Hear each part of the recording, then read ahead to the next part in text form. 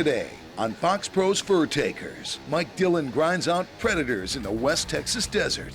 He's after the Grand Slam, coyotes, bobcats, and a rare kid fox. This hunt starts right now.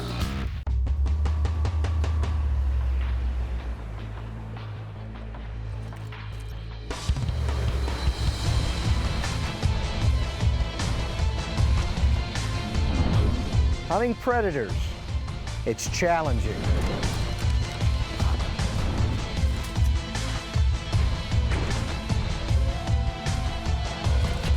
To be successful, you have to outsmart them. In the hunt, it's fast-paced and fast action.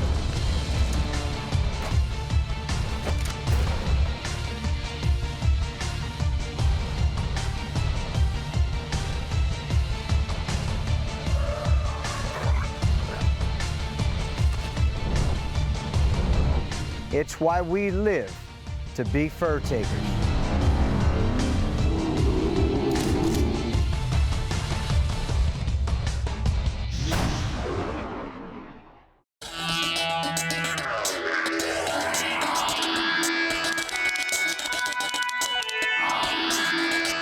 I brought us a little bit of luck this trip. I didn't shave my beard, let my beard grow. I got my fur taker belt buckle I'm gonna wear hunting. What is this? This is, I let it grow. Oh, the white stuff. Oh, the white stuff? Yeah. That's just wisdom. That's wisdom. Those guys are gonna see that and they're, yeah, we're staying away from that guy. I've hunted with Skeet Jones before. Jeff Thomason was also along with me on that trip, and he's been a friend of Foxpro for a number of years now. He's a heck of a predator caller, and he does this a lot. We killed 34 in one night to 1. Don't say the one. We ain't doing that this trip. That's the way it goes. Well, I've been predator hunting for about 15 years now, and I started coming out here with Skeet probably 7 or 8 years ago, and I think this is probably some of the best calling country anywhere in the nation.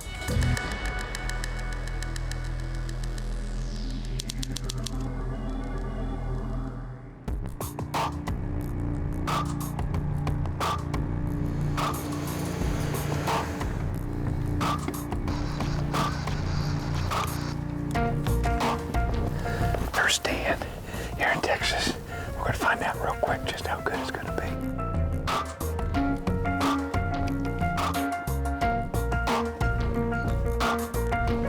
Skeet has a special setup in the back of his truck where you actually sit elevated in a chair, giving you a really good vantage point to see the predators coming in.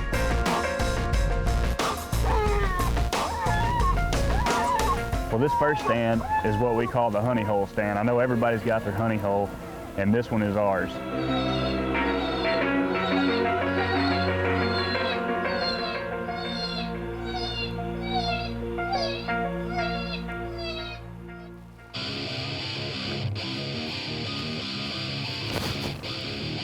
We'd been there probably 5-6 minutes, and here comes a coyote, kind of crosswind from us, jumping over the grease woods like a dolphin in water.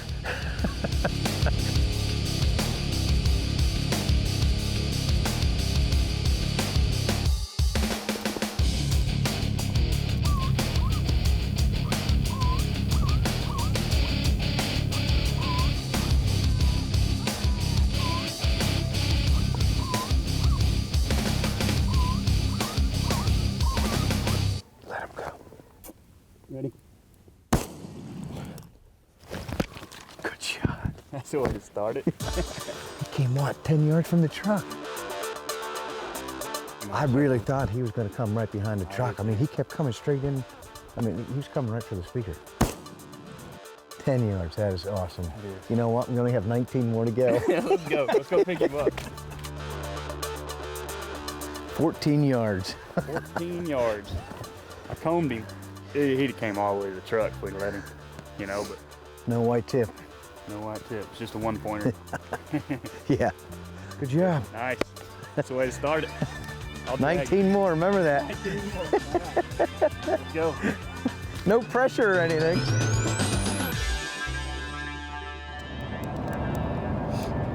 So Skeet, this next stand is 100%? We call it the foxhole. The foxhole. Yes. 100% on fox. Absolutely. All right, you heard him say it, right? I've shot one kit fox before in my life, but that was in Arizona. I really want to get one here in Texas.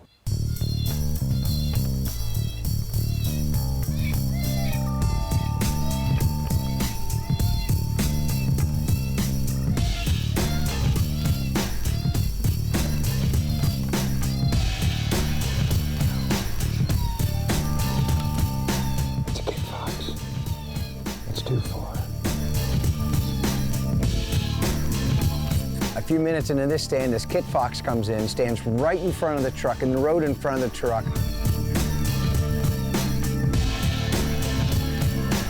But we couldn't get a shot because the cameraman was directly in front of us.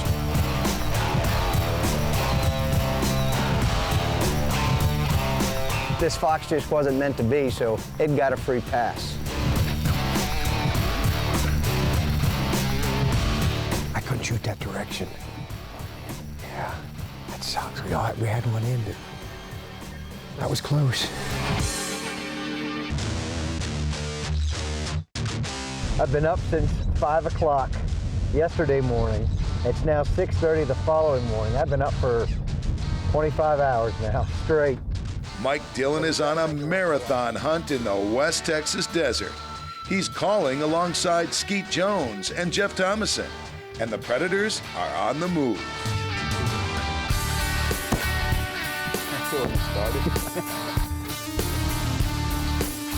After 2 stands, we saw 2 Predators, and I'm feeling really good about this evening.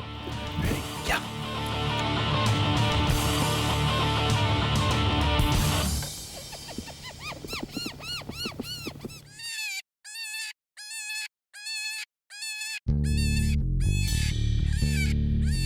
I got one coming.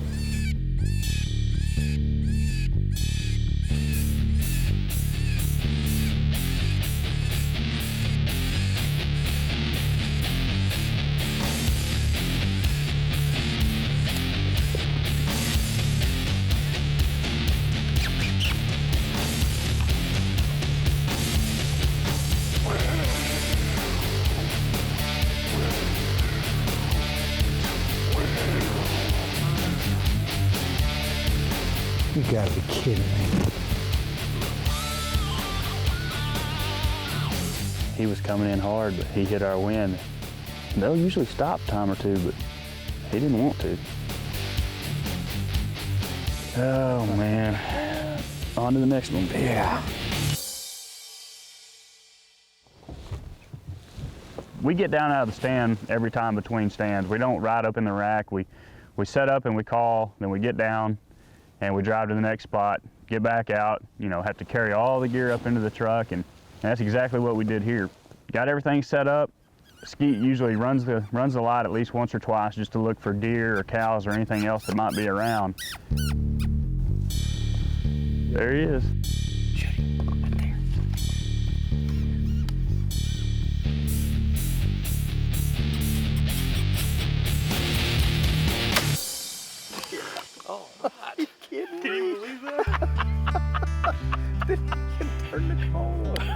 I thought you were lying. Well, we didn't even start the call. I just lip squeaked and shined the light. I always do that whenever I set up on a nightstand because I've had that happen many, many times.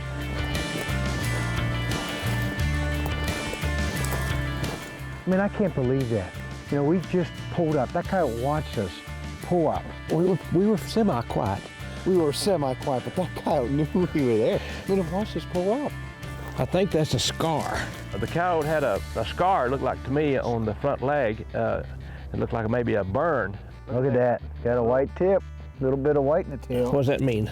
Well, that's just Uncle Jay Neistetter, would score this as a 2-pointer coyote because it's got a white tip on the tail. Oh, we're going to go do another stand. Maybe get a fox. You hear me say that was twice as big as the one you shot? Man, we don't judge them by size. What are you talking about?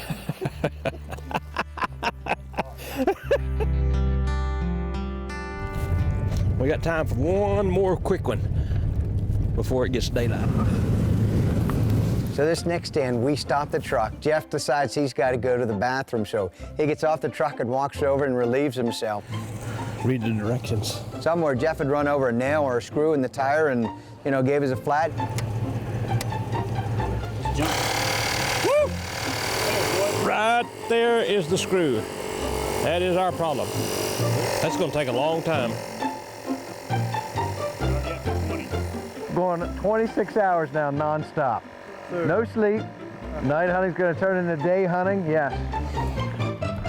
Oh.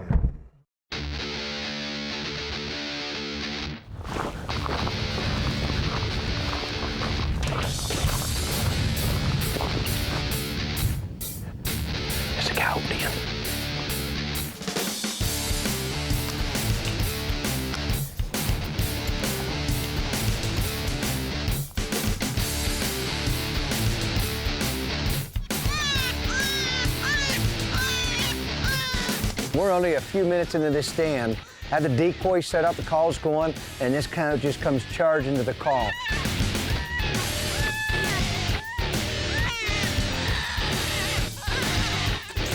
Right here in front, coming down.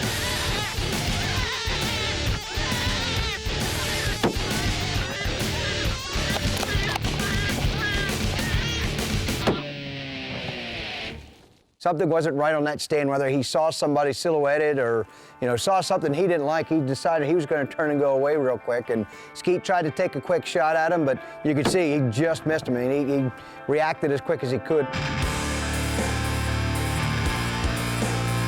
He didn't give any indication he was nervous, spooked. Not at all. That's the way it goes.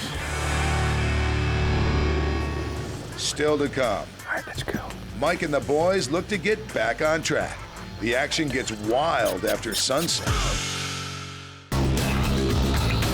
I've heard it said throughout my life that coyotes and cockroaches are probably the last thing standing after a nuclear war. Once I got into biology and started understanding that, I know that's because coyotes are the ultimate omnivore. They'll eat anything. They have no problem catching and killing meat, we all know that. They will eat vegetative parts of plants, blades of grass, flowers, leaves, and they will eat fruit. In the summertime, they're a big burden to watermelon farmers or tomato farmers. Now, the reason is in the summer, it's hot and they don't want to spend a lot of energy. It doesn't take a lot of energy to kill a watermelon. I've killed several myself. But in the wintertime, they need that rich protein diet for developing fetuses and staying warm. They're gonna chase down that rabbit, that deer, even take a few calves along the way. Coyotes are the ultimate omnivore, and they're the ultimate survivor. I'm Grant Woods, and that's your Predator Profile.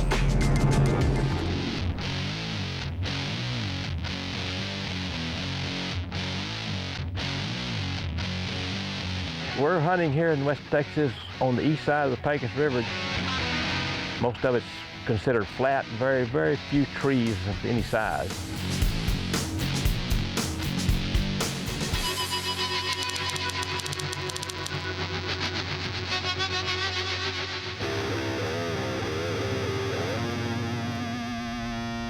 We don't have a whole lot of bobcats out here in this country, but we really figured out where they like to live, and we like to set up on these stands at night. I told Mike when we pulled in, I said, Mike, this is gonna be your best chance to kill a cat. All right, let's go.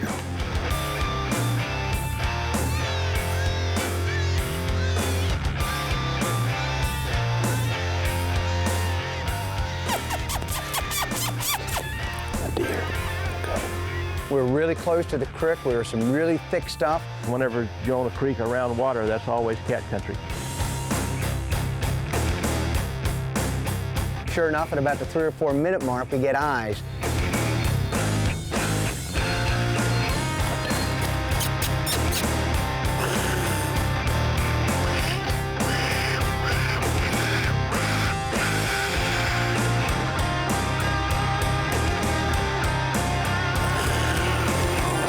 Those things just have an uncanny way of making themselves disappear. Even their eyes, with their eyes glowing, they'll disappear behind the brush.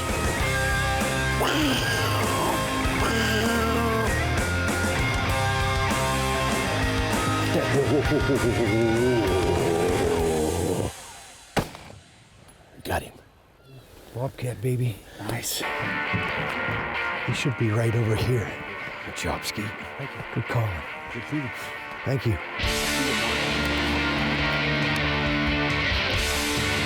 It's got to be tougher than they are.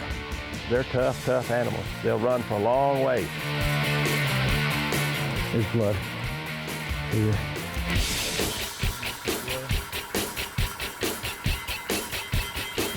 He's down here. Right here he is. Look at that. Right in this crack. Look at that. Look how deep that is. Holy cow. Oh, it's a pretty heavy cat. It's bigger than I thought it was. Yeah. Look at them. Their front teeth compared to their other teeth they're huge. I would much rather go up against a coyote any day than a bobcat. These things are impressive too. You got those retractable claws. Look how sharp they are. Look how they hook. You said coming in, if there's any place we've been yet that you're going to get a cat, it's going to be this stand right here. This was our best shot. You called it. We got the first predator of the night going in the basket. Good call, Skeet. Like,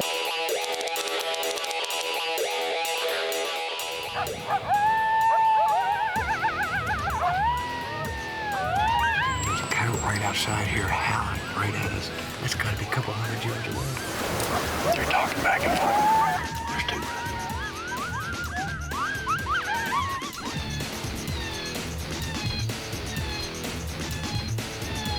two. We're only calling on this stand for about 3 or 4 minutes and we get eyes right away. When this coyote showed up, I knew immediately it was going to be a shotgun coyote.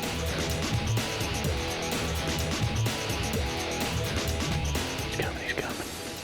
Let him come, let him come.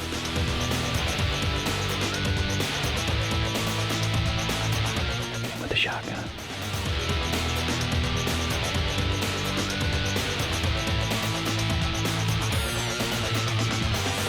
Yep. Atta boy. We needed that, boy. That's what we needed. Yes. You get excited, you know, and you want to celebrate, but we realize quickly, you know what? We're not being professionals here. We got to stop. We got to compose ourselves and get back into the game. So we decided to keep calling. Sure enough, we call another coyote in.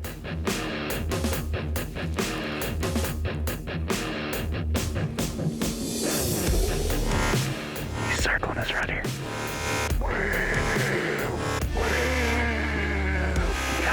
You got him? You got him? I thought that was a fox, man. That was a double, buddy. Nice. Good job, shotgun and rifle.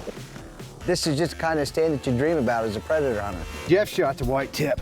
I got a 2-pointer. Yeah, I You got a another 2-pointer. 2-pointer. Both the ones you've shot have been 2-pointers. That's right. We did that every time, buddy. We'd be right at that 20 we were shooting for. What are we waiting on? Let's go. Let's go get some more. Okay. up here in a little ways, Jeff, we've called in a cat the last 2 years. Never have got a shot at him. Is it a big cat? The one time he got the closest to you, he's a big cat.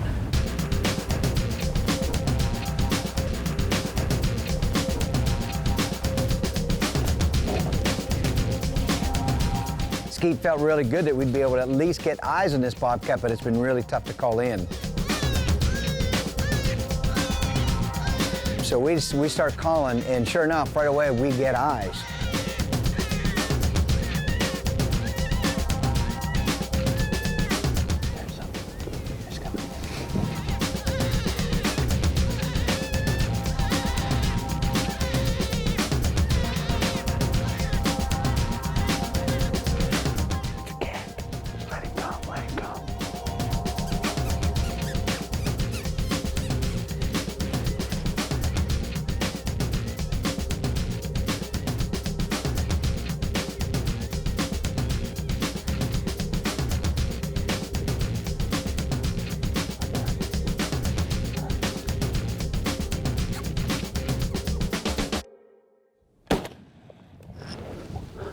Yeah, that's a good cat. That is a big bobcat. Skeet called it, Good job, man. buddy. Skeet called it. We've been calling this cat for 3 years now. 3 years. Yeah. Well, he made a mistake tonight. He made a mistake. He got way too close. Right here. Wow, that thing is nice. That's a pretty big cat, fellas. That is a West Texas cat right there. That is a nice bobcat. I could see his tufts right here on the side coming in the whole way. And I knew that was a big male. He's dead now. Guess where he's going? He's going back to Weatherford with me. Whether it be old age or what, I don't know, but this bobcat finally let his guard down and came in close enough to get his shot, and Jeff shot it, and you know, down it went, made a great shot on it, and walked up to this thing. I mean, it's just a huge bobcat. That's how we do it out here, buddy, for sure. He's gonna like that one. Let's go show it to him. Whew, grab hold of her. Oh! He's a 30-pounder, isn't he? I know Jeff was proud to get that bobcat, and I sure know Skeet was glad to be able to finally be part of a stand to get that bobcat that he's been after. That's a good cat. That's what predator hunting is all about. I mean, that's why you got to keep going and stay after them, because sooner or later, it's going to happen like it did tonight.